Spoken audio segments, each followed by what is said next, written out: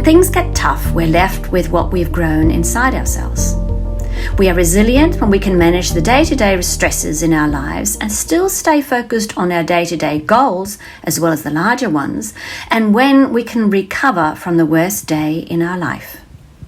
Not being resilient means that we are in the grips of our childhood input and whatever might be going on around us. Of course, there are huge things like the death of a loved one that swoop us up and keep us suspended for years. And when we finally land, we find that the new version of life we have includes a burning wound in the heart. There are some key principles, though, when it comes to resilience.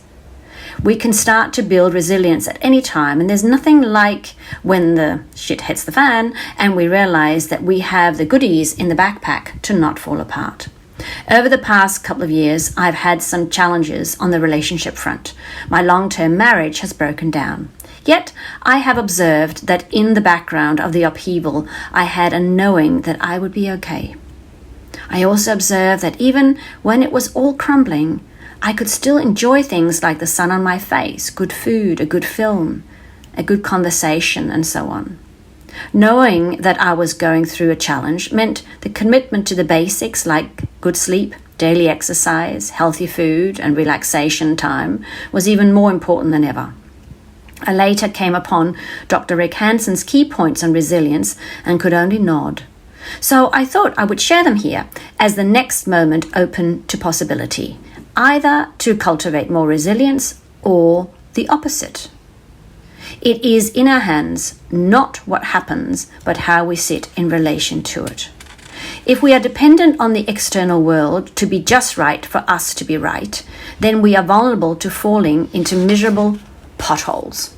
For you to say you have had a good day, what would need to have happened? Do you need good things to have happened?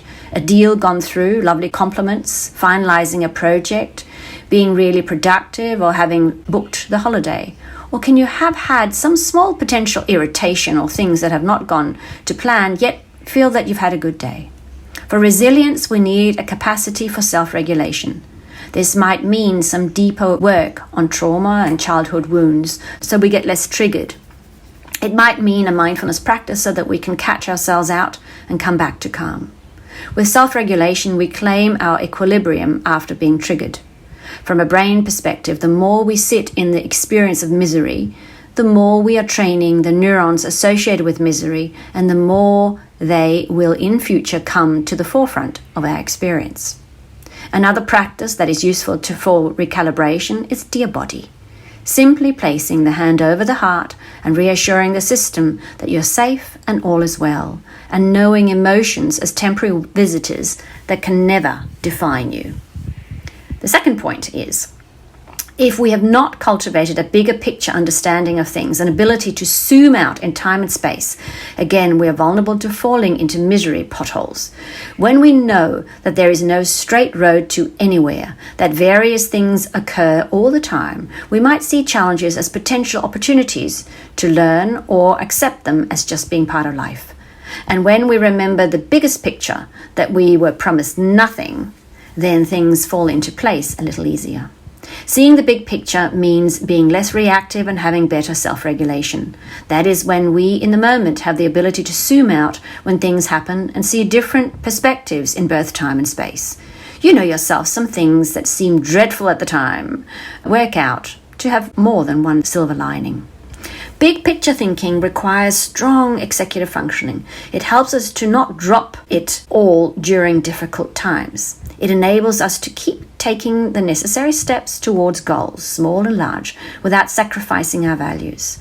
That means in times of difficulty, still picking the kids up from school, cooking dinner, paying the bills, and meeting the work project deadlines. Just today, we had a glitch in our system that meant that many people received an email welcoming them to the Bali Mindfulness retreat when they had not actually signed up. If we get consumed by the mistake, we might dwell unhelpfully on thinking that we are seen as unprofessional, that we are being a nuisance, that people might unsubscribe, etc. We might lose sight of this potentially being a helpful prompt for someone. We could accept that such mistakes just happen. We'll work on it not happening in the future, but in the big scheme of things, it's okay. Point 3. If, as soon as we get wobbly, we drop exercise and good sleep and instead eat more junk food and drink more, then we leave ourselves vulnerable to endless fluctuation in how we feel. But we also leave ourselves open to depression, anxiety, and low resilience.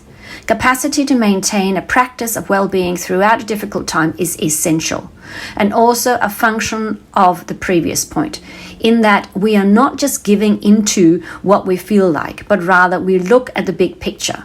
When we stick to our healthy exercise routines, good sleep, and 80 to 20 balance of healthy versus over-processed food, then we have in place one of the 4 cornerstones for resilience, and probably the most important, but they are interdependent. Point 4, if we rush through life not being present to the delights before us, if we are so task-focused that during the day we don't see the sun shining, taste the food, see the love in someone's eyes, or feel the delight of a pet's love, then we are in effect Teflon for future delight moments, while we will be Velcro for the negative ones. It's important to internalize the healthy, lovely experiences that we have, so that we have laid down in our psyche for a rainy day as a little larder of goodness, of optimism, of knowing the gifts of life. So the 4 points: don't sweat the small stuff, find your equilibrium, use 5 magic breaths into your body. Don't sweat the small stuff, remember the big picture. Use 5 magic breaths into your body to get prefrontal cortex back online. Then zoom out to big picture thinking or seeing. Don't sweat the small stuff. Stick to your commitment to your dear body. Maintain your good routines even if you don't feel like it. Don't sweat the small stuff. Open the eyes to the magic of life. Be aware of the good, the beautiful, the kind. And at night, practice taking in the good.